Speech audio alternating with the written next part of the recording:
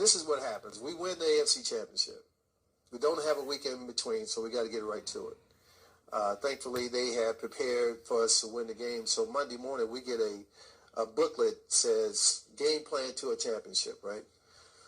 And we all thinking, oh, Lord, please, their defense averaged 280 off on the defensive front. Our offensive line averaged 350, 340. Please let this be, a smash mouth type game plan. Open it up, bam, it's like heaven. Smash mouth, smash mouth. We're going to go Wheatley and Crockett, and we're going to smash mouth, and we're going to, beat these little guys up. Friday morning we get in, and we have a brand new game plan. I've never had a coach 2 days before a game change a game plan. And to change the game plan so drastically from we're not going to smash mouth, we're going to try and throw the ball 60 times versus this guys. We go into the Super Bowl knowing that we don't have a chance to win. Mike, every play they run, we ran in practice. I know. It's unreal.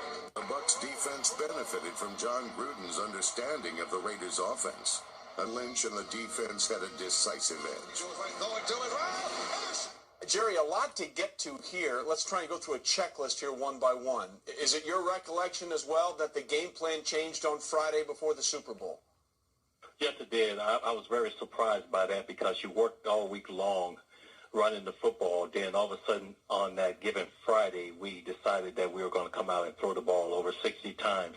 And I think with Bill Callahan and what Tim Brown is accusing him of is that why would you wait till the last second to change the game plan?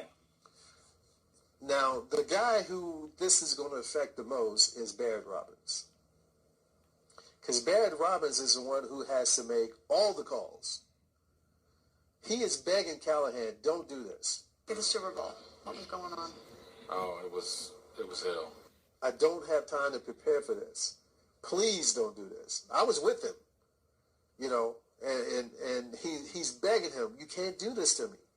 No, this is what we're going to do. This is what we're going to do.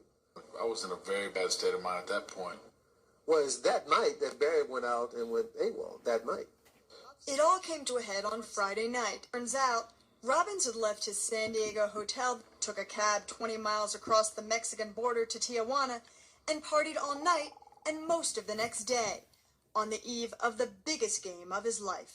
Now, does one have to do with the other? I say yes. You may say no, I say yes. Am I blaming that on Callahan? I'm not saying Callahan purposely did that to Barrett Robbins. I don't think that happens if not for what he did with the game plan. I really don't. Again, I'm not trying to blame him for that, but I don't think Barrett